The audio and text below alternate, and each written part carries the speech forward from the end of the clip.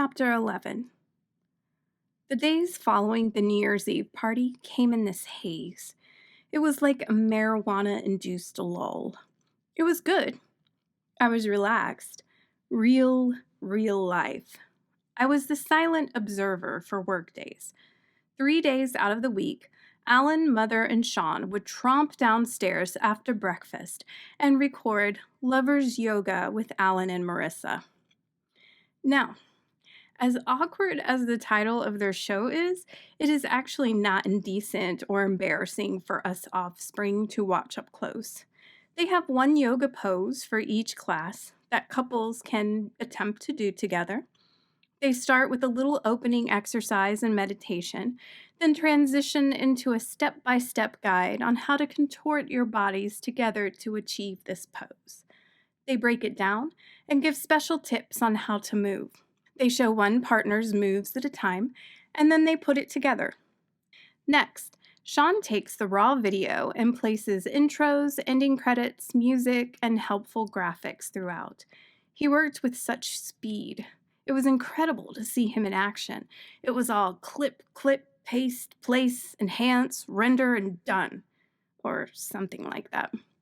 I found myself longing to do something productive, other than hovering over my family, working like a creepy stalker. I needed to figure out my calling. This mission. What was I supposed to do? Sean distracted me after breakfast one morning on a non-work day and seemed to read my mind. Do you need to go into town for anything? I have to run to the library to drop some books off for Mom. He sat down next to me on the couch. I was finishing my book on chakras and would be needing more materials soon. The library, yes, and perhaps I would run into Izzy. The library sounds great. I put my book down on the end table and jumped up to grab my boots and coat. Wait, did I just get excited about a trip to the library? As a child, I always dreaded the trip to the library. In our small Midwestern town, our library was housed inside a creepy building that resembled Dracula's castle. Very gothic, very dark, very spooky. Mother would deposit me in the children's section and go off in search for, well, I am not too sure why she always wanted to go to the library. Perhaps it was a way to not have to deal with us for a while. I never saw her pick up a book ever during my childhood. Ah, mysterious. I remember the only books that I liked to read as a child were science fiction books in the young adult section adjacent to the children's area. They were in the creepy, far-back corner that always seemed to have very little light to read the book titles. No one ever complained about the lack of light in that area, apparently. I would always grab a few books and clutch them to my chest, then head to a table as far as I could to read them over before any monsters or creepy pedophiles could kidnap me. Later on, I had to abandon my love for sci-fi altogether when too many fellow peers caught me poking around the section and started making fun of me. So there I was, all illuminated at the mere thought of going to the library with Sean as we were driving in his old truck. The little things seemed to bring so much joy all of a sudden. I mused as I noticed the melting snow and the peeking through of green on the ground. I suddenly got excited for spring. Even though we had only completed the first week of January, spring would be a tremendous experience in the mountains, I imagined. I just can't wait for my first spring here, I mused out loud. Oh, you have no idea. You will not want to stay inside at all when the weather starts warming up. Fall is a beaut as well, Sean responded. I smiled as I imagined green and flowers everywhere, then that green being replaced by crisp orange. Summer is great too. It doesn't get too hot here, but it's warm enough to swim in the river, he added. Swimming in a river was never something I thought I would find myself doing at any point in my life, according to Kathryn. But New Cat thought it sounded heavenly. I guess I need to get a new swimsuit then, I laughed. Warm weather could not get here fast enough. I closed my eyes, imagining myself jumping into the cold river.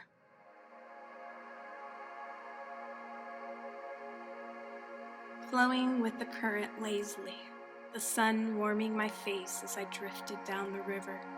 I noticed my surroundings and gasped inwardly at the beauty that was the river and the towering mountains. The current pushed me into a little cove area, and I saw the giant waterfall from my previous vision. A barely clothed man with a beard was emerging from the waterfall. He noticed me drifting toward him and smiled. "I love you," I heard in that magical accent that haunted me. His mouth did not move, but the words echoed throughout my brain.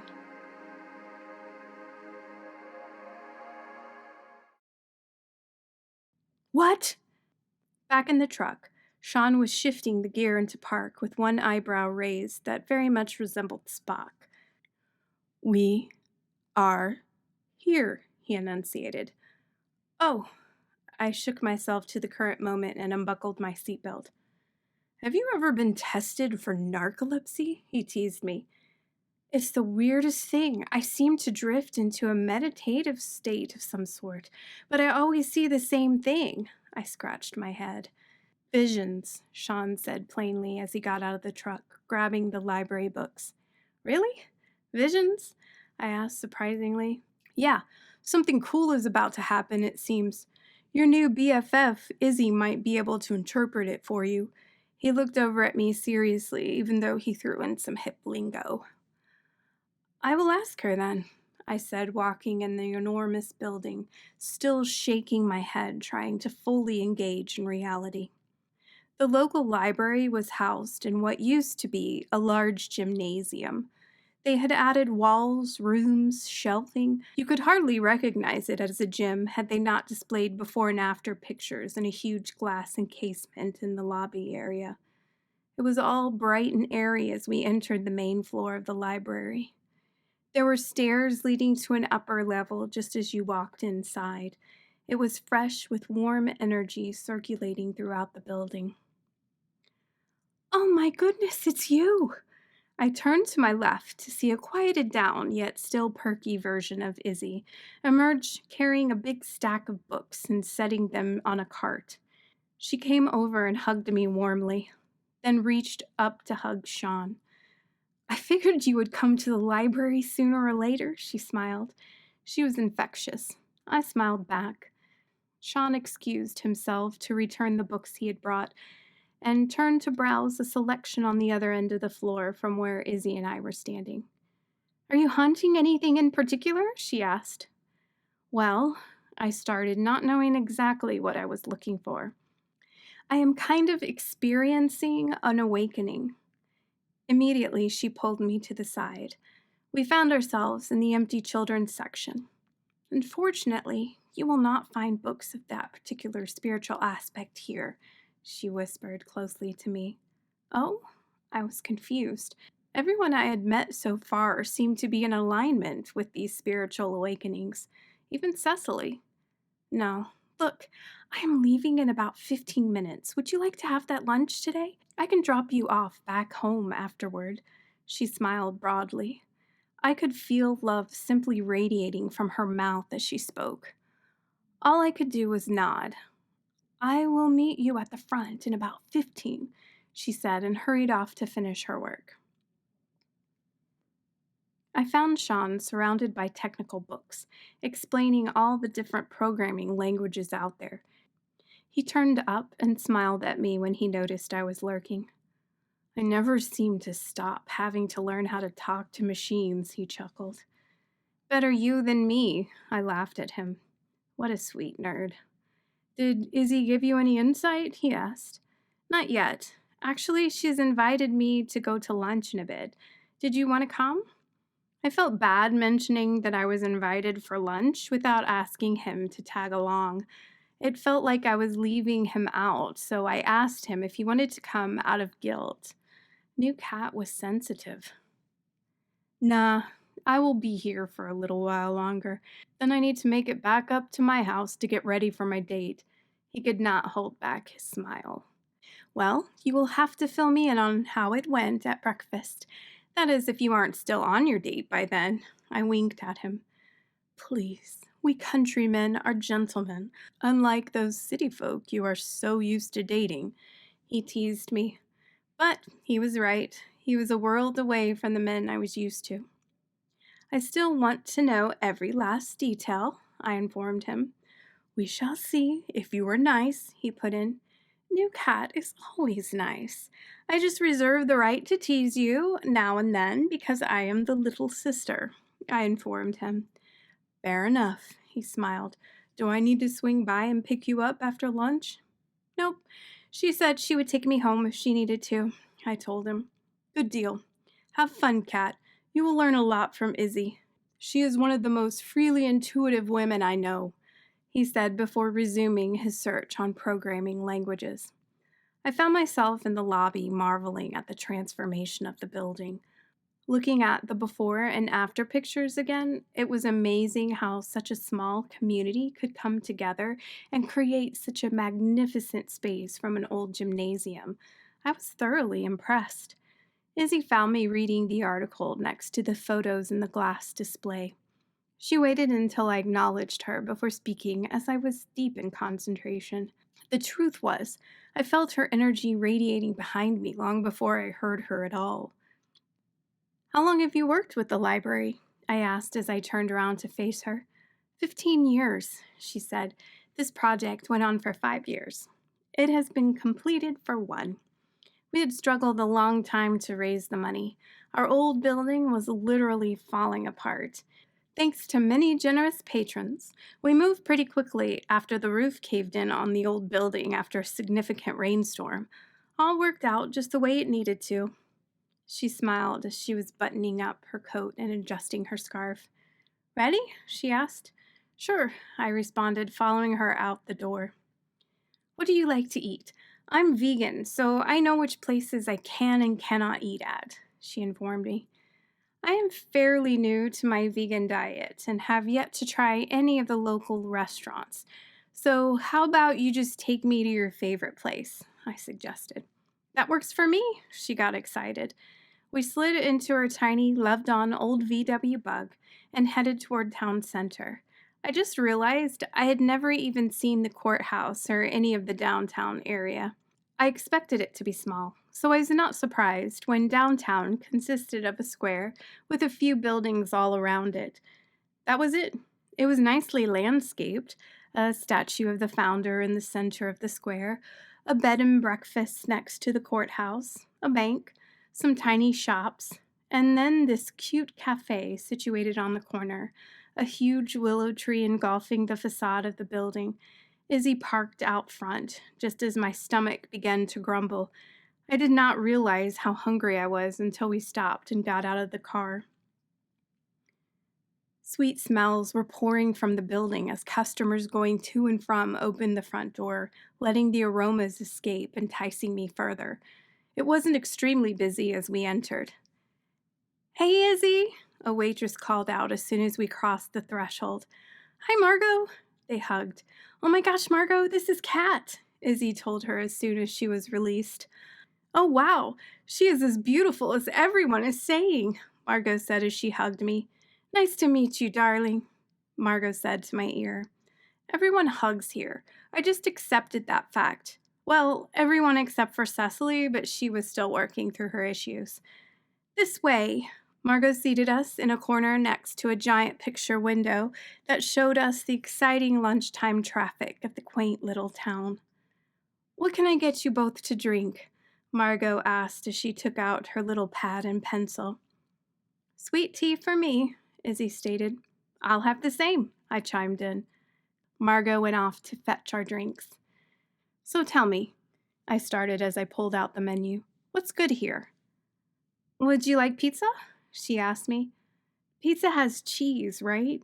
I asked, horribly confused. Yep, but they have special vegan cheese here. It's a secret, though, and they only do it for their most awesome customers. She leaned in and smiled. I have never had a vegan pizza before. I looked up at her. Then we must order a large one. You need to try it, she announced as Margot came back with our drinks. The usual, love, but make it a large. Izzy winked up at Margot as she wrote it all down. I will go put this in now, Margot smiled and headed off to the kitchen. So, Izzy began, let's just get straight to your awakening. She had my full attention as I directed all of my energy toward her. There is not much acceptance on such awakenings, as on a whole, this process is still fairly new for the mass of people awakening to their own existence. This area is still referred to as the Bible Belt, and it doesn't directly coincide with Jesus and his teachings in their eyes. It is not accepted. What they don't understand is Jesus taught on such awakenings. The church just took it and ran in an entirely different direction. So this is why you will not find such books at our lovely library. She paused to take a sip of her tea. So, where do you find information about it? I asked her. There was always the internet, but the information can be conflicting. Some people like to think that their own way to spiritually awaken is the only way to do it, because it worked for them. The truth is, no one's spiritual journey is the same. Everyone is on a different path, within a different level of consciousness. She took another drink before continuing. Think about it like this. You and I are going to a performance at the Paris Opera House. I drive to the airport, I get on a plane, fly to London, and then rent a car and take the Channel to Paris, straight to the Opera House. You decide to drive to the airport, fly to a port where a cruise ship takes you across the ocean to London. Then you take an airplane to Paris, and a cab takes you to the Opera House. We both arrive at the same destination. We just got there by different means at different times. There is no one way to do it. They are all correct, she explained. My brother keeps mentioning that everyone's spiritual path is different, and I just have to find out what I need to when the time is right, I noted. Yes, she agreed. When you are ready, all the tools appear. Your family dynamic changed right when you needed it to. And not to sound all superficial, but somehow I am integral to your awakening, she smiled. I know. I feel like I have a lot to learn from you, I said. Baby steps, though. A little at a time, Izzy informed. Oh, yes, I agreed. So tell me, she lowered her voice and leaned in even further. What are the visions you have been having? My jaw dropped. I had not even told her about them yet. I did not even know what they really were until Sean had told me. Sometimes I pick up on little things, Izzy addressed my shocked expression. Well, I stammered, where do I begin? I sat back and fully took my mind back to the vision, the waterfall, the voice, him. I always happen upon a specific waterfall. There is always a man. I hear his voice. In this morning's vision, I actually saw his face. In two of the visions, which one was a dream, he said, I've come home. This morning, I am not sure why I felt so nervous to let out the old L word. Go on. Izzy gave me a gentle gaze that put me at ease. He said, I love you, I let out. Izzy let the information digest as she turned her attention to the window.